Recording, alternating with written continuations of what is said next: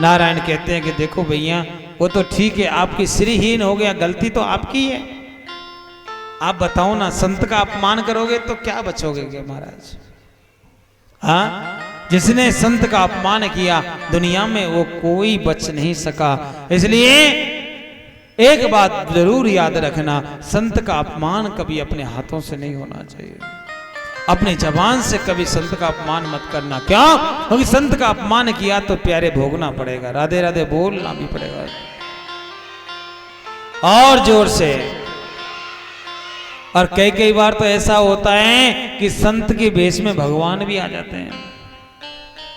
तुलसी बाबा ने कही है ना एक बात, आपको शायद जानकारी नहीं है, मैं आपको बता देता हूं। क्या? तुलसी बाबा ने स्पष्ट कहा है, क्या कहा है? कि तुलसी पूर्व जन्म से, कि तुलसी पूर्व जन्म से सबसे मिली धाय,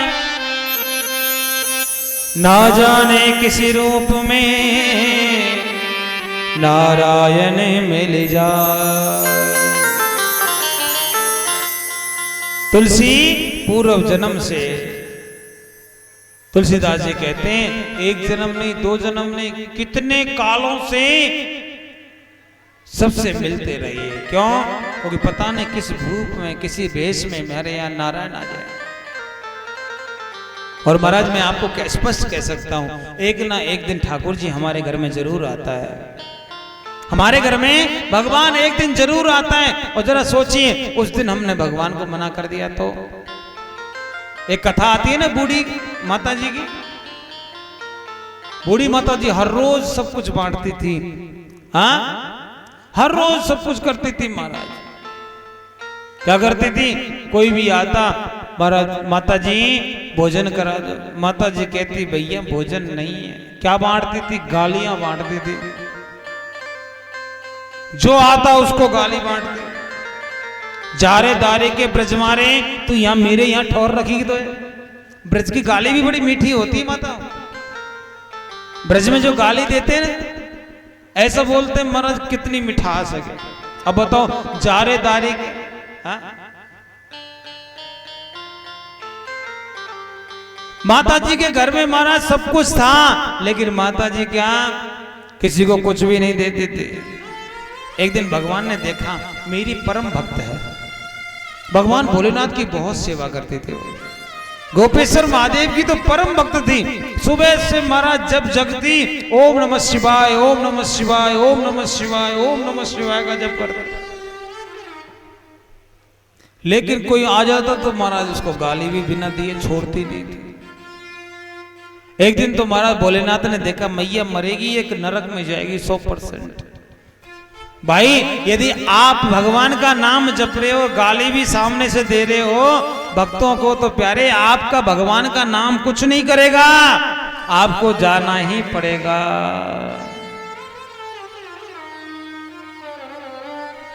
क्या? जैसा कर्म बोलोगे। हमारे यहाँ कहते ऐसी वाणी बोलिए मन का आग बक होए। अरे कुछ नहीं कर सकते तो वाणी अच्छी बोलनी चाहिए। क्या हुआ? माता जी हर रोज महाराज भगवान का नाम तो जपती है, लेकिन भगवान के नाम के साथ साथ गालियां भी खूब जपती है। एक दिन भोलेनाथ उनके घर पधारे। भोलेनाथ ने कहा मेरी भक्त है, मैं कभी इसे नरक में नहीं जाने दूंगा। बाबा मैया के यहाँ आए और आकर महाराज मैया के दरवाजा खटखटाने लगे और कहने लगे मैया अलग निरंजन। मैया कह रही बाबा कांते आए हुए? मैया पड़ोसते ही आए हूं। तेरे यहाँ मैंने सुना है कि तू बड़ी भक्त है भोलेनाथ की, मुझे 2 रोटी खिलाए दे। कितनी? 2 रोटी खिलाए दे। मैया कह रही बाबा देख अभी रोटी है ना है, और रोटी अभी बनी ना है तो मैं तो कैसे खिलाए दूं। ऐसो करियो सांझ की आ जाइयो और सांझ की मैं तो रोटी पवाए दूंगी। अब मैया के मन में अंदर क्या चल रहा है पता है?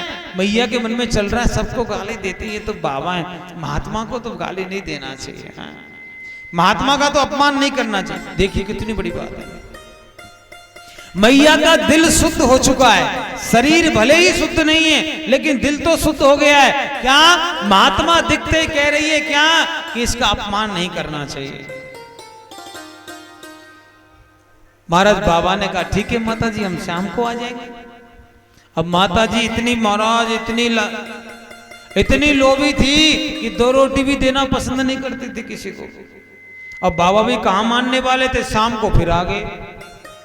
जैसे ही शाम का समय हुआ, अब शाम का समय होते ही महाराज बाबा जी आए। बाबा ने कहा ए मैया, ए बूढ़ी माता जी, भोजन बन गया तो 2 रोटी पवाए दो। माता जी कहने लगी बाबा आप लेट हो गए, अभी अभी मैंने भोजन बनाया और मैंने तो पा लिया, मेरे को याद नहीं रही आपकी। ऐसा करो अब नहीं, सुबह आ जाना और जैसे ही मैं रोटी बनाऊंगी आप आ जाना। अब मैया क्या सोच रही, से पीछे छुड़ाऊं, अपमान भी नहीं करना चाह रही है और पीछा भी छुड़ाना चाह रही है हमारा।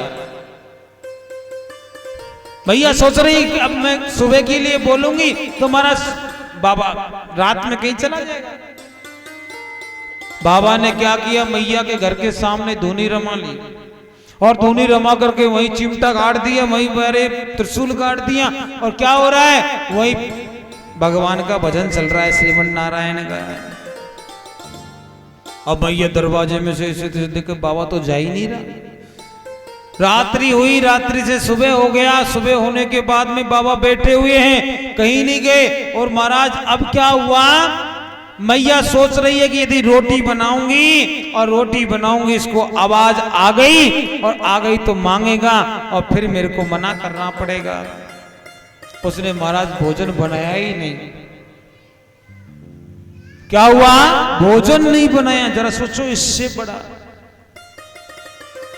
कई बार होता है ना, एक घर में 4-5 सदस्य होते हैं। आप लोग तो खैर इतने अच्छे हो कि बढ़िया से भोजन कराते हो। कल भी हमारा बहुत अच्छा भोजन प्रसादी पवाई हमारे सेठ जी ने। और देखिए भोजन प्रसादी के साथ साथ हमारे जो संगीत वाले भैया हैं उनके लिए भी कहा कि महाराज जी कोई नहीं, हमारे यहाँ वो रह सकते हैं, बहुत अच्छी सुविधा दी है। उनके लिए जोरदार ताली, इनके लिए एक बार बहुत बहुत ठाकुर जी की। लेकिन माता जी इतनी कठोर की भोजन नहीं करा सकती। क्या हुआ, माता जी के सामने बाबा बैठा है, मैया ऐसे ताक रही है कि बाबा कब जाए तो कब भोजन बनाऊं।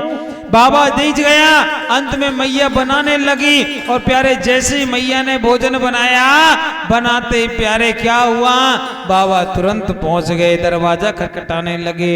ओ मैया, अलग निरंजन। मैया कह रही आगे मोड़ा छोड़ेगो नहीं भैया। मैया दौड़ी चली आई, हाँ बाबा बोल। मैया 2 रोटी पवाए दे। मैया कह रही देख बाबा, मैंने आज तक काऊ को भोजन ना पवाए हो और मैं नहीं चाहती कि तू मेरे यहाँ आकर के भोजन पाए। मेरे मन में मैं देने के लिए कुछ नहीं है, आपको मैं कुछ नहीं दे सकती, इसलिए आप मेरे घर को छोड़ करके चले जाओ। बाबा ने कहा नहीं नहीं, आप 2 नहीं तो 1 पवाए दो, 1 नहीं तो आधी रोटी दे दो, लेकिन मुझे आपको देना पड़ेगा। मैया को क्रोध आ गया और कहने लगी देख बाबा, या तो तू राजी से निकल जा, नहीं तो फिर मेरे पास में डंडा भी रखो। बाबा ने कहा मैया, मैंने तेरे बारे में सुना था लेकिन आज देख भी लिया। क्या हुआ, आज मैंने देख भी लिया। और महाराज भोलेनाथ तो वहां से निकल गए। लेकिन क्या हुआ, अब देखो जो आया है उसको तो जाना पड़ता है ना भाई। अब बताओ कौन नहीं जाएगा, बोलो ना। ऐसा कोई व्यक्ति है जो इस दुनिया को छोड़ करके नहीं जाएगा? है कोई? नहीं है ना। क्यों? क्योंकि जो आया है उसको जाना पड़ेगा। हमारे यहाँ बोलते भी है कि आया है सो जाएगा, राजा रंग की फकीर, कोई सिंहासन चढ़ चला, कोई बांधे जाते जंजीर। जो एक बार आ गया उसको जाना पड़ेगा। जाना पड़ता है कि नहीं? अब देखो बच्चे होते हैं ना, वो बड़े हो जाते हैं, जवान होते हैं, फिर बूढ़े होते हैं, उसके बाद में राम नाम बोलो। देखो कितना डर लगता है। हाँ? कुछ भी बुलवा लो, राधे राधे बोल देंगे, लेकिन ये नहीं बोलेंगे महाराज। नहीं बोल सकते ना, राम का नाम नहीं बोल सकते क्योंकि वो जानते कब बोला जाता है। हा? क्या? क्योंकि मरना कोई नहीं चाहता है और मरना सबको है। आप बताओ ना कौन नहीं मरेगा? सबको जाना है, सबका रिजर्वेशन हो रखा है S1 S2 या फिर AC में या फिर कहीं और, या फिर धक्के खाते जाओगे। जर्नल में जाओ चाहे रिजर्वेशन पे जाओ चाहे AC में जाओ, भगवान के यहाँ भी वही क्वालिटी है। क्या क्वालिटी है? धक्के खाते जाओगे मतलब गृहस्थ में रह के थोड़े बहुत ठाकुर जी को याद किया, भगवान का नाम जपते रहे और जपते जपते महाराज भगवान के धाम को चले गए, अपने शरीर को त्याग दिया। क्या होगा? धक्के खाते जाना पड़ेगा। क्या करना पड़ेगा? धक्के खा के जाना पड़ेगा। जनरल में होता है ना, एक डिब्बे में कितना यात्री होता है, सीट नहीं उससे 20 गुना होता शायद। एक सीट पे 4 की जगह होती है, 6 बैठ जाते हैं महाराज, 2 गुना बैठते हैं। जरा सोचो, और ऊपर भी बैठते हैं, नीचे भी बैठते हैं, इधर भी बैठते हैं, उधर भी। कई लोग तो लटक के भी जाते हैं मेरे भाई। लेकिन उसी में महाराज कैसे लोग जो भगवान को याद करते हैं, भगवान का अनुष्ठान करते हैं और ठाकुर जी का कीर्तन करते करते इस दर्जे को त्यागते हैं, वो लोग क्या होते हैं मेरे भाई बहन? रिजर्वेशन में जाते हैं। क्या जाते हैं? उनको भगवान के पार्षद लेने आते हैं। लेकिन कई लोग ऐसे भी होते हैं क्या कि भगवान के यहाँ जन्म लिया, धरती पर जन्म लिया, उसी दिन से भक्ति प्रारंभ कर दी और भक्ति प्रारंभ करते करते जैसे ही 50 साल के हुए और 50 के बाद में घर को भी त्याग दिया, सन्यास ले लिया। और फिर जैसे ही सन्यास लेता है, सन्यास लेते ही वो व्यक्ति भगवान का पार्षद बन जाता है। अब वो जो जाएगा ना, किस में जाएगा? आराम से AC में जाएगा। कैसे? महाराज भगवान खुद उसको लेने के लिए आते हैं। क्या करने के लिए आते हैं? भगवान खुद उसको लेने के लिए आते हैं। और जिनको हमारी भाषा में बोला जाए कि भगवान उनको अपना रथ भेजता है और वो रथ में बैठ करके जाता है। वो आत्मा नहीं परमात्मा के स्वरूप व्यक्ति हो जाता है और भगवान का पार्षद बन करके जाता है। लेकिन माता जी ने क्या किया है बोलो तो? भोजन मांगने आए। क्या करने आए? भोजन मांगने आए। भगवान खुद मना कर दिया, भगवान के मैया नरक में ही जानो पड़ेगा। लेकिन माता जी क्या कहती हैं? ओ फूलवती, एक लीलावती, ध्यान रखना, एक दिन जब मैं जाऊंगी ना तो मुझे भोलेनाथ का डोला लेने आएगा। क्या लेने आएगा? मैं रथ में बैठ के जाऊंगी, भगवान के शिवलोक को जाऊंगी। पड़ोसन कह रही है हर आए दिन झगड़ों करती रहती है, 1 रुपया का वो दान नहीं किया, किसी को भोजन नहीं कराया, किसी को वस्त्र नहीं पहनाया, किसी के लिए तुमने जल नहीं पिलाया और तुम कहती हो कि तुम्हें भगवान लेने आएगा। ऐसा कभी होगा नहीं। और महाराज यही हुआ। क्या हुआ? समय निकला, उम्र से जब पूरा हुआ, माता जी का शरीर छोड़ने का समय आया, यमराज के 4 दूत धमक गए और कहले माता जी चलो, आपको लेने के लिए आए हैं। भैया पूछने लगी, भैया तुम काले कलूटे कहां से आए? मैंने तो सुना था कि भोलेनाथ के जितने भी गण होते हैं बड़े गोरे होते हैं। बात भी सही है। आप याद रखना, जो थोड़े से हमारा जलवायु जहां की गर्म होती है ना, वहां के लोग सामले मिलेंगे आपको। जहां की जलवायु गर्म होती है वहां के लोग सामले मिलेंगे और जहां का टेम्परेचर कम होता है वहां के लोग गोरे गोरे मिलते हैं। जैसे कि साउथ अफ्रीका में जाओ कहां जाओ? साउथ अफ्रीका में जाओ महाराज, इतने मोटे मोटे तो होठ नहीं, उनको रोड बोलना चाहिए, रोड। और प्यारे इतना लंबा तगड़ा शरीर और एकदम काला, जिसके होठ ही होठ चमकते हैं लाल लाल और कुछ चमकता ही नहीं। क्या होता है? होठ ही चमकते, कुछ और नहीं चमकते। वही अमेरिका में चले जाओ। हाँ जी, अरे अमेरिका छोड़ो ना, जम्मू कश्मीर जाके देख लो। इधर तुम्हारे कर्नाटक साइड में चले जाओ, साउथ में, इधर जम्मू कश्मीर महाराज उत्तराखंड साइड में चले जाओ, सब गोरे मटोल मिलेंगे, गोल मटोल सब। क्या? क्योंकि महाराज जिसकी जलवायु गर्म होती है वहां एकदम से सांवला हो जाता है। हम लोग बड़े भाग्यशाली हैं। हाँ, क्या होता है, हम लोग बहुत भाग्यशाली है कि भगवान ने ना तो इधर पैदा किया ना उधर किया, बीच में ही किया। क्या हमारे यहाँ तो प्यारे एक नहीं दो नहीं 6 ऋतु होती हैं। कभी वर्षा ऋतु आ रही है, कभी ग्रीष्म ऋतु आ रही है, कभी महाराज शीत ऋतु आ रही है, कभी कौन सी आ रही है, कभी कौन सी आ रही है। कईयों को तो गर्मी का ही मालूम नहीं होता, गर्मी भी होती है। कईयों को सर्दी का मालूम नहीं थी, सर्दी होती है। क्या होता है, गर्मी सर्दी का मालूम नहीं होता। महाराज हम लोग कितने अच्छे हैं कि हमें सब कुछ मिल रहा है। क्या हो रहा है, सब कुछ मिल रहा है। अब माता जी कह रही भैया काले काले कहां से आए? उसने कहा मैया हम यमराज के यहाँ से आए हैं, आपको बुलाया है, राजी से चलो तो राजी से, नहीं तो लटका के लेके जाएंगे घसीटते हुए। भैया कह रही जारेदारी की, मैं तो भगवान भोलेनाथ की भक्त हूँ और भगवान ने मुझे कभी अकेला नहीं छोड़ा। और मैंने सुना है जो भगवान का भक्त होता है, जो भगवान का भक्त होता है, भगवान उसे खुद लेने के लिए आते हैं। किसके लिए आते हैं मैया? भगवान उसे खुद लेने के लिए आते हैं। महाराज उसने कहा मैया एक बात बता, तेने ऐसो कौन सो अच्छो काम करो जो तो भगवान लेने आए?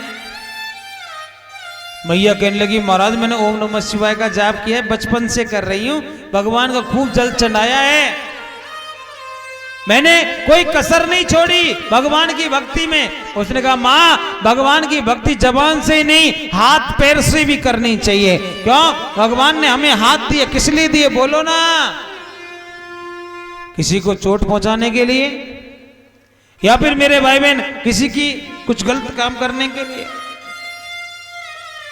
भगवान ने हाथ दिए सेवा करने के लिए, तो इसको सेवा में यूज करो भाई। क्या यूज करो? 10 मिनट की कथा और है, उसके बाद में सबको जाना ही है। इतनी देर बैठे हो तो फिर आरती करके जाना, राधे राधे बोलना पड़ेगा और जोर से, और जोर से। जय तुमसे ज्यादा तो हमारे छोटे छोटे बच्चे बोलते हैं। कई मैया तो यूं मुंह फाड़ती हैं, आवाज नहीं निकलती। सच्ची में हम कहते ना कि राधे राधे बोलना पड़ेगा, कहते क्या आवाज थोड़ी आई। और बच्चे महाराज पूरी ताकत से बोलते, कैसे राधे राधे। देखो अभी भी बच्चों की ज्यादा है। कोई नहीं महाराज, मैया ने कहा देखो भैया मुझे नरक में मत लेके जाओ, मैं नरक में जाना नहीं चाहती। अच्छा कौन कौन नरक में जाना चाहते? जरा ऊपर हाथ करो तो। नरक में नहीं जाना चाहते ना? हाँ मुझे पता है, नरक में कोई नहीं जाना चाहता है महाराज। अच्छा भगवान के धाम कौन कौन जाना चाहता है? जरा ऊपर हाथ करो तो। ये देखो लाइन लगी पड़ी है भगवान के नाम की प्यारे। हाँ और नरक के नाम से एकदम महाराज नहीं जाना, लेकिन कुछ करोगे तो ही तो भगवान के यहां जाओगे। क्या करो महाराज? गर्मी का समय है, सब बढ़िया से बढ़िया, कुछ नहीं कर सकते जल पिलाओ। जल नहीं पिला सकते, भगवान की कथा हो रही है महाराज, फ्रूटी पिलाओ। अरे फ्रूटी भी ना पिला सको तो बढ़िया चकाचक ठंडाई आती है। अपने यहाँ मथुरा में बिकती है ना, कौन सी? चौबे जी की ठंडाई हमारे मथुरा में बिकती है। चौबे जी की ठंडाई, ठंडाई मंगवा के सबको पिलाओ। इससे अच्छा मौका नहीं आने वाला। क्या? इससे अच्छा मौका नहीं आने वाला। हमारी पहले देखा होगा आप, जब कथा हुई थी ना पिछली बार, तो गाय का दूध जरूर आता था महाराज। क्या आता था? गाय का दूध। अब तो महाराज गाय का आता है, भगवान जाने किसका आता है। सीटी बंद कर लेने। अब गाय का दूध नहीं आता।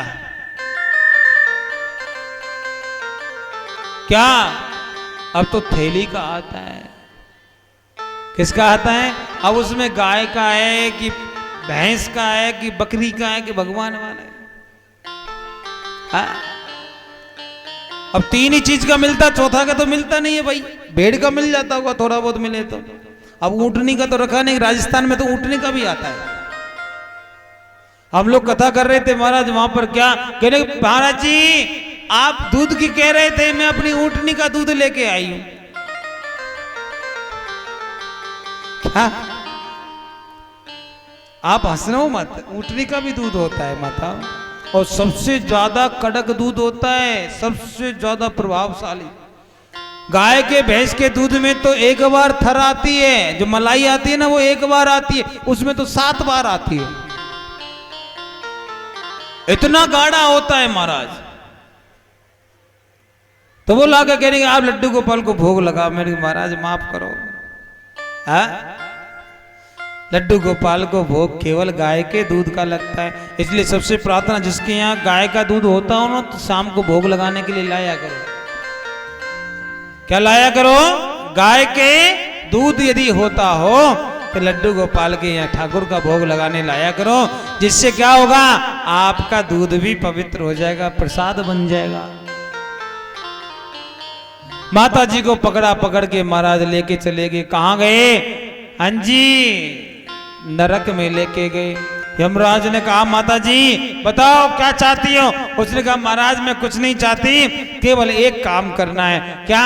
कि मुझे चाहे एक क्षण के लिए आप भगवान भोलेनाथ से मिला दो। बस मैं एक क्षण उनसे पूछना चाहती हूँ कि मैंने इतना तुम्हारा जप किया और मुझे नरक मिला, ऐसा क्यों? भोलेनाथ कहने लगे बाबा देखो, यदि तुम चली गई ना तो फिर वहां जाकर तो तुम्हारे सारे पाप समाप्त हो जाएंगे, फिर तुम्हें नरक में कैसे डालूंगा? उसने कहा महाराज नरक में मैं आपको खुद चल करके आ जाऊंगी, लेकिन आप एक बार भगवान भोलेनाथ से मिला दीजिए। यमराज को दया आ गई, क्योंकि यमराज भी तो भगवान का भक्त है। क्या है? यमराज भी भगवान का भक्त होता है महाराज। उसने कहा ठीक है माता जी, और भगवान के सामने जब उनको लेके गए, और जैसे ही लेके गए सामने भगवान भोलेनाथ विराजमान हैं, और भगवान भोलेनाथ को देख करके मैया ब्रजवासिन थी तो बड़ी चतुर थी महाराज। क्या थी? मैया ने साष्टांग प्रणाम किया महाराज भोलेनाथ को। भगवान भोलेनाथ कहने लगे ये माता जी कहां से आ गई? मैया प्रणाम मत करो, खड़ी हो जाओ। मैया कहने की नहीं नहीं बाबा मैं खड़ी तब होंगी, मुझे ये बताओ ऐसा कौन सा पाप मैंने किया कि मुझे आपने नरक में छोड़ दिया? मैंने तो कहा था कि मेरा कोई ना सहारा बिन तेरे, तुमने तो कह दिया कि हम आपके हैं ही नहीं। बाबा मैंने आपको भजाए, आपका नाम जपाए, मैं आपसे दूर नहीं जा सकती, मुझे शिवलोक में जगह देने थे, लेकिन मुझे नरक में क्यों डाला? भगवान ने कहा देखो बुढ़ी, देखो माता जी आपको इसलिए नरक में डाला गया, आपने भजन तो बहुत किया, मेरा जाप तो बहुत किया, लेकिन आपने कभी भी अपने हाथ से कोई दान नहीं किया। क्या नहीं किया? आपने अपने हाथ से कोई दान नहीं किया। मैया कहने लगी महाराज ऐसे कैसे हो सकता है? उसने कहा मैया देख मैं तेरे घर पे गया था, मुझे आज भी याद है, मैंने 2 रोटी मांगी थी आपसे, आपने मुझे अन्न नहीं दिया। अच्छा आप ये बताओ आपने किसी को मेरे सिवा मेरे को ही नहीं दिया, किसी और को दिया हो? उसने कहा महाराज मैंने भोजन नहीं किया, अकेली कैसे बनाती? अब मैं बूढ़ी माता जी, अब बताओ यदि भोजन बांटती फिरूं, मुझे खुद से खुद के लिए नहीं बनता, मैं दूसरे के लिए कैसे बनाऊं? अच्छा ठीक है माता जी आपने अन्न का दान नहीं दिया, ठीक है, आपको भगवान ने कपड़े तो बहुत दिए थे, हाँ धन था, कभी कपड़े बांट देती? उसने कहा महाराज मेरे मन में लालसा थी क्या कि मैं किसी को कपड़ा वस्त्र इत्यादि दान ना करूं। क्यों? क्योंकि मेरे को कहीं बाजार जाना होता, इधर उधर जाना होता, वहां से लाती, ला करके श्रम करती और फिर उनको बांटती। और कई लोग तो ऐसे होते महाराज जब बुरो सुरो में देवे ना तो ले में दाए। भगवान कहने लगे बुरो सुरो काय को दे रही थी, जब भगवान ने बढ़िया दयो तो बढ़िया देना चाहिए। कई बार होता है ना महाराज, कभी लेने देने का काम चलता है तो हमारी बहनें बड़ी अच्छी हैं, यहाँ तो दिल्ली नजदीक पड़ती है, सीधा सदर जाती हैं, 1000 की 5 धोती जो आती है, 5 भी नहीं आती शायद, कई आती हैं 1000 में, तो वो शायद 70-80 रुपए की एक ही पड़ती है मेरे ख्याल से, और लेकर के आती हैं, शादी विवाह में खूब बांटती हैं सर। मुझे पता है आप लोग नहीं बांटते, मुझे मालूम है, लेकिन मैंने कई जगह देखा है। अरे परमात्मा ने आपको अच्छे से दिया है तो प्यारे देने में कंजूसी मत करो। हम तो हमारी कहते हैं, पहले जब कथा करते थे ना, अब तो मना कर देते हैं कि भैया साड़ी इत्यादि मत लाया करो। क्यों? हमारे पास यूज नहीं होती माताओं, और यूज हो भी कैसे, एक पंडितानी है छोटी सी, हाँ, अब वो कितनी धोती बदले। तो यानी हमने कह दिया कि महाराज क्या कि धोती नहीं लाओ। क्यों? क्योंकि धोती का जो वस्त्र का दान है, उस दान को किसी और रूप में आप कर दो, जिससे कि आपका भी दान लग जाए और महाराज कथा का भी कार्य हो जाए। माता जी से कहा आपने वस्त्र दान किया? नहीं किया। किसी को पानी पिलाया, जल का दान किया, प्याऊ लगवाई, कुआं खुदवाया? नहीं किया। भैया एक बात बताओ, आपने किसी का भी दान नहीं किया। अरे बानी का दान तो करती, आप सबको गाली दिया करती थी, आपने गाली देना नहीं छोड़ा, आपने गाली देना नहीं छोड़ा। आप बताओ, आपने बानी का भी दान नहीं किया। माता आप तो यहां आकर के चली गई, लेकिन जरा नीचे झांक के देखो। और महाराज जैसे नीचे दिखाया, भैया ने ऐसे नजर करके नीचे देखा तो क्या देखा कि महाराज मैया के जो शरीर था वो मृत पड़ा हुआ है, और मृत शरीर के आसपास लोग, कोई उनको देख नहीं रहा, कोई रो नहीं रहा। सब लोग चर्चा कर रहे हैं। तो किसकी चर्चा हो रही है? कि मैया की जो संपत्ति है उसको कैसे बंटवारा किया जाए, उसकी चर्चा हो रही है महाराज।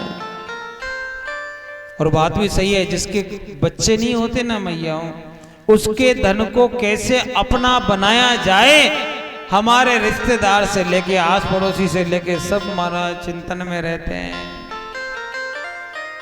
रहते हैं कि नहीं रहते माता?